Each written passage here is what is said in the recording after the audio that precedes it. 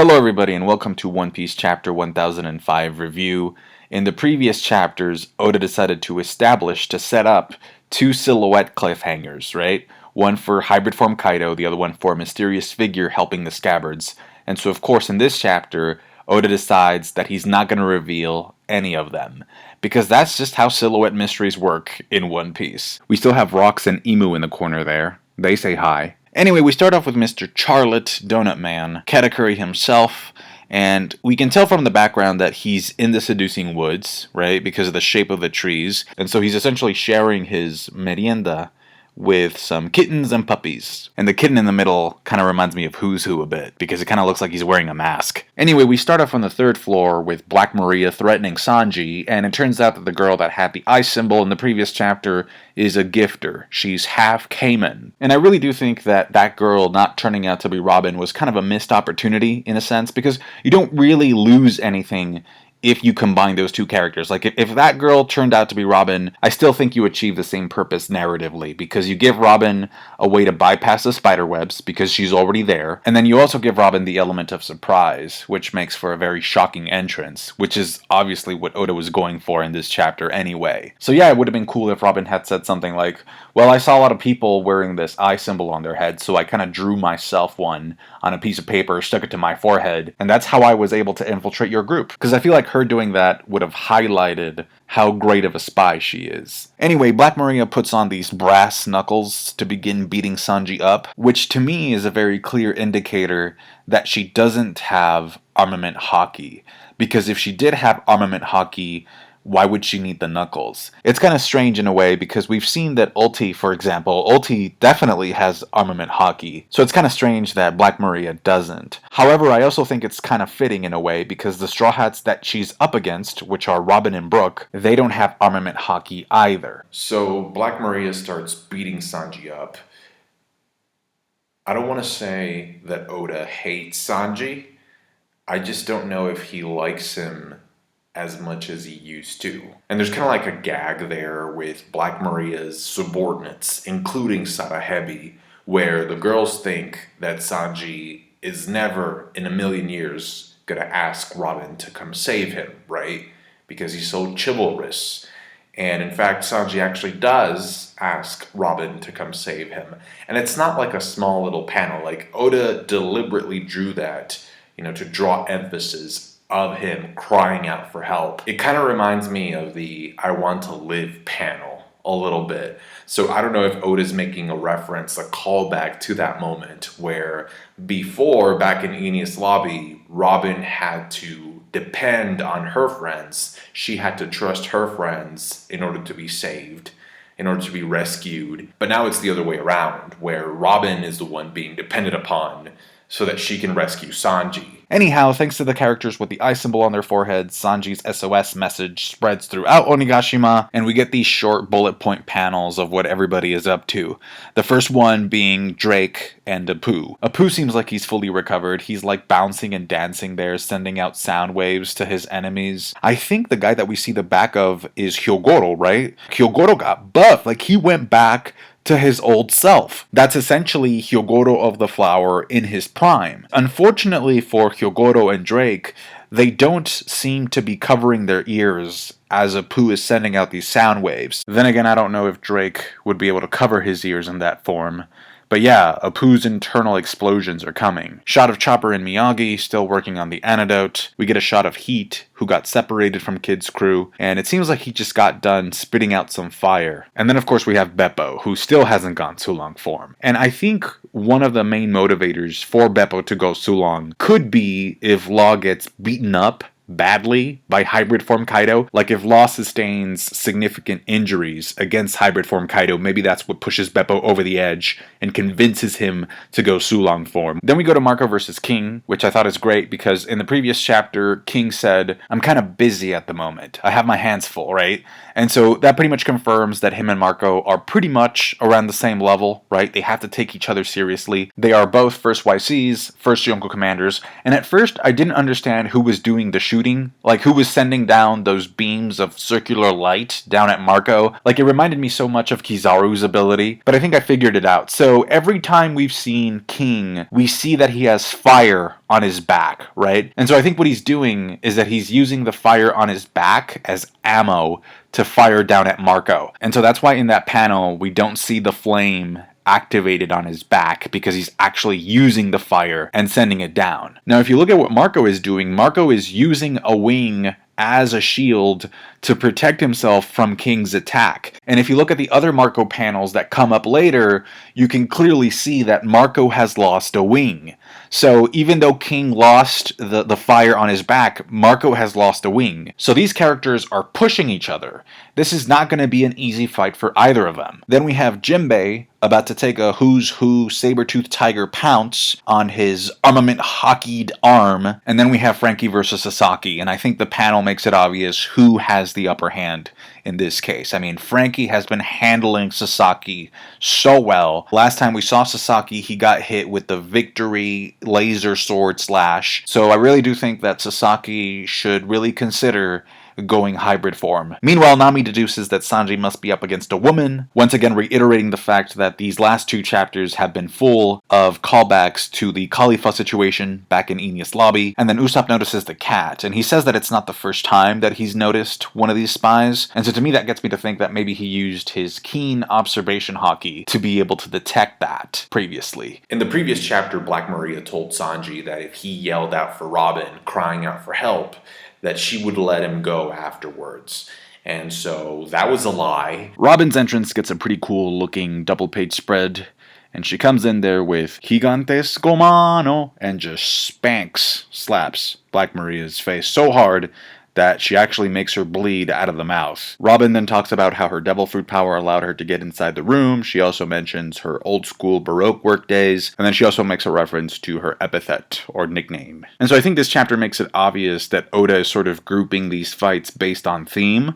For example, right, we have Frankie versus Sasaki, and that's kind of like the armored battle, right? Armor versus armor. Then we have Marco versus King, who are both flyers, so it's the fight of the two flying bird-like first Yonko Commanders. And then we also have Devil Child, Nico Robin, and Brook, who is dead, and he uses the chill of the Underworld in his attacks, versus Black Maria, who by the end of the chapter pulls out a flaming ox cart wheel, which is known in Japanese folklore as Wani Udo, or Wanyudo. And this is a yokai. It's an earth-prowling demon that is trying to atone for its sins. So what it does is that it shows up on Earth and tries to drag people into hell for them to be judged. So I guess if you could pick a theme for Black Maria's Wani Udo versus Soul King Brook versus Devil Child Nico Robin, is that this is the battle of the Underworld. And we saw how well Brook did fighting against the spider back in Thriller Bark. So he shows up as well, freezes the spider webs, and is able to release Sanji. Now, a question I have is, if Brook's ice is able to freeze and break through the threads, why couldn't Sanji use Hell Memories to burn them? I'm not saying that I wanted Sanji to start fighting these women. All I'm saying is, why not use the fire to burn the threads and escape that way? Because the only thing I can think of right now comes from Robin's comment, where she actually thanks him for sort of believing in her. Maybe it's like that sense of confidence, that faith that Sanji has in his crewmates, that he believes in them to take care of stuff like this. Like, he believes that Robin is able to handle this situation, which actually also reminds me of another scene where Ulti and Page 1 start chasing Usopp and Nami, and Sanji tells Usopp, like, Usopp, please take care of Nami-san for me. So it all kind of circles back to Sanji's quote back in Enia's lobby, where he says to Usopp, like, we all have things that we can and cannot do, so I'm gonna do what you can't do, but then you do what I can't do. It's one of the fundamental core messages of the series. Because I feel like sometimes, not always, but sometimes, the best thing you can do to show appreciation for somebody is to show them that they're needed, that they have a purpose. And so I think maybe that's where Oda was going with this scene with Sanji and Robin. And we also know that haki is directly connected to the user's willpower. So since Sanji would never actually want to hurt a woman, that's why his armament haki isn't activating properly. The official translation says that his armament haki is going soft. So that kind of follows the same logic that we've seen before, where the haki is sort of adapted to the character, to who the person is. For example, like his observation haki, right? Sanji can tell every ingredient inside of a cake by just smelling it. And that's his observation haki. And his observation haki is also very in tune with being able to sense females. So it follows that his armament haki would also be in tune with who he is as a person. Because again, haki is will. And so it's Sanji's will to not hurt ladies. And speaking of will, it seems like Black Maria was also kind of breaking the will of those men that were hanging from the spider webs. I'm assuming Brook freed them with his ice later on.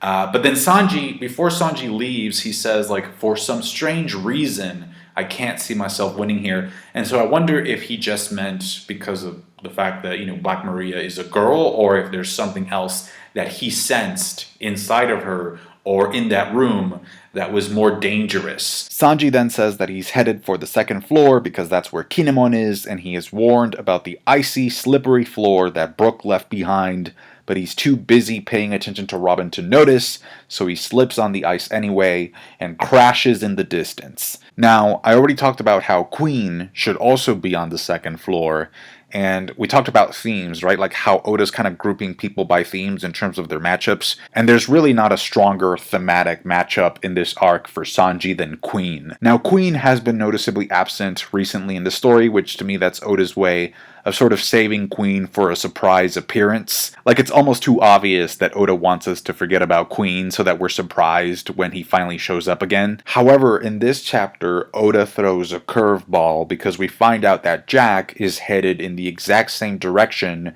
as Sanji is, because he's aiming for 3 of the Scabbards, Neko, Inu, and Raizo. So at the very least, I think we can expect a clash between these two. Apparently Jack stitched his tusk back on, his broken tusk, which really isn't that big of a deal considering the fact that the white boar that Odin ended up cutting in half was later also stitched back up and brought back to life, essentially because of those stitches. Then we go to the storage room with Yamato, Momonosuke, and Shinobu, and we find out that the animals that we've seen running around with the eye symbol are actually cyborgs.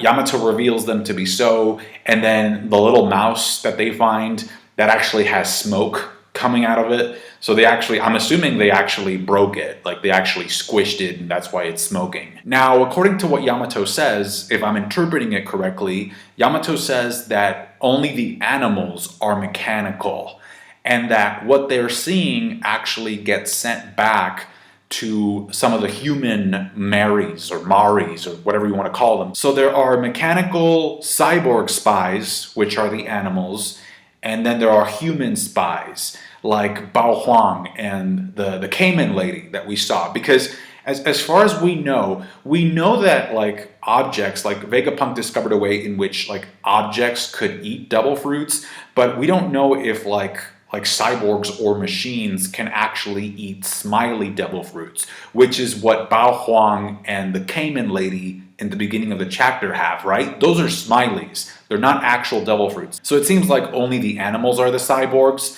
and they share their eyesight with the human Maris, right? Or Marys. So I really want to see like that paper be taken off. I really want to see their faces, because until I see the face of Bao Huang, until I see whose face, I'm not giving up on the third eye theory. I think, why hide their face? Like, think about that. Why would you hide their face? Why would their face not be revealed? We know the animals are cyborg, but what about the humans? What are they hiding? Now, because the animals are cyborg, I'm assuming that Queen must be related or connected to their origin. So there's still some stuff to be revealed regarding the mystery of the eye symbol. I also kind of find it interesting that in the same chapter where we see Jack make a move and we see Sanji also beginning to move, Yamato also kind of leaves the storage room.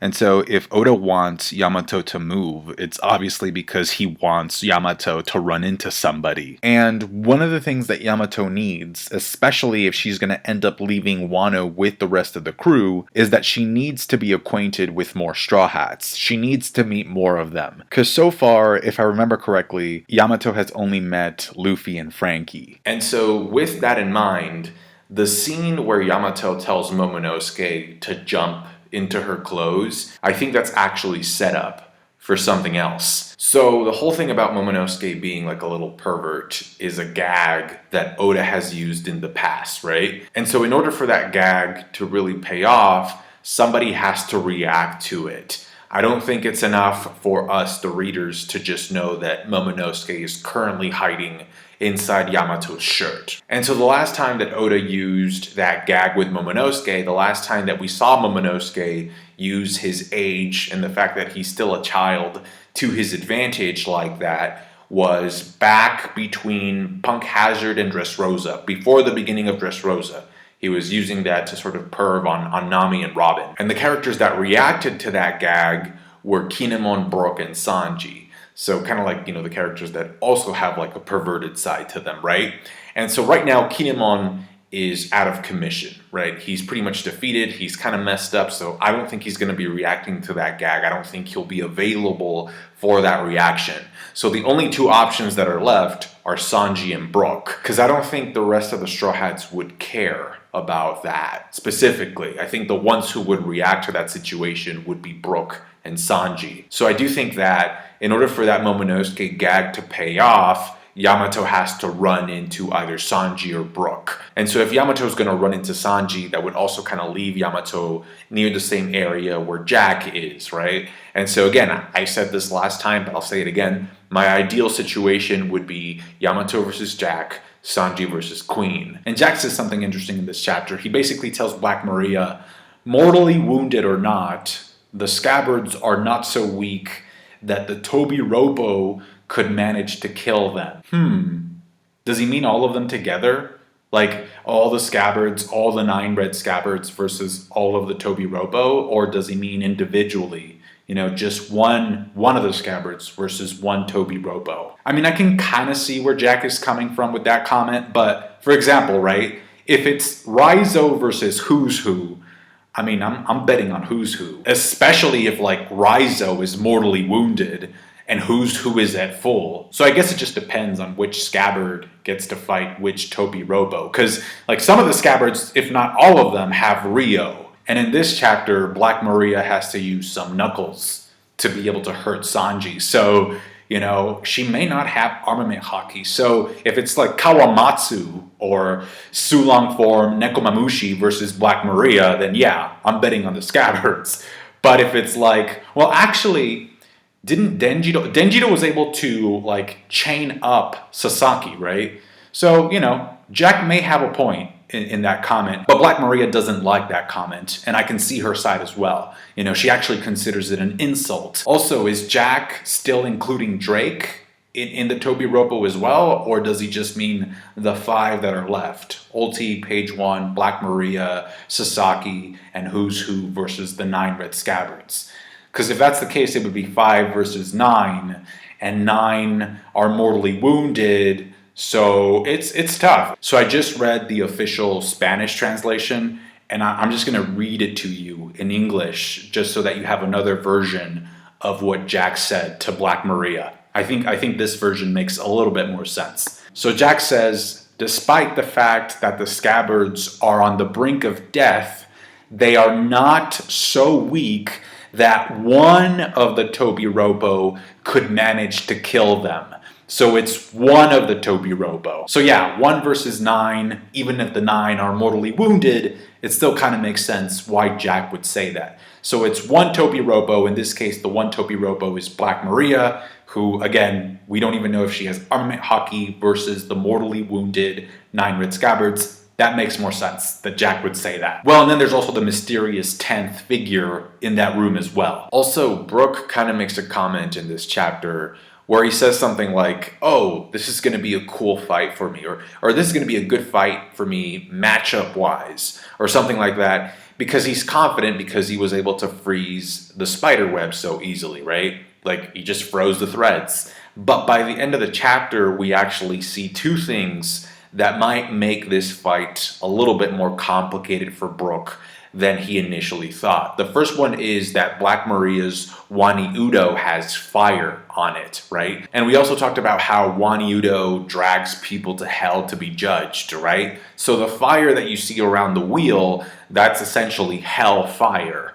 And so Brook uses the chill of the underworld. So it's going to be like this ice versus fire type of a matchup. And so of course we know how well fire usually does against ice, right? So that could be a complication for Brook. And then on top of that, if you noticed, Brook is blushing by the end of the chapter because Black Maria dropped her kimono. So that's another thing, right? Is Brook going to be distracted during the fight if Black Maria uses her female charm, her womanly charm on him? So yeah, even though the fight is looking like it's going to be a 2v1, there are still some factors that could interfere with Brook's ability to fight properly. Overall, I thought the chapter was pretty solid. Robin essentially steals the spotlight, which is good because we normally don't get to see her do that. She's usually delegated to more supporting type of roles. So to see her shine in this one was a very pleasant treat. Now, did she have to shine at Sanji's expense?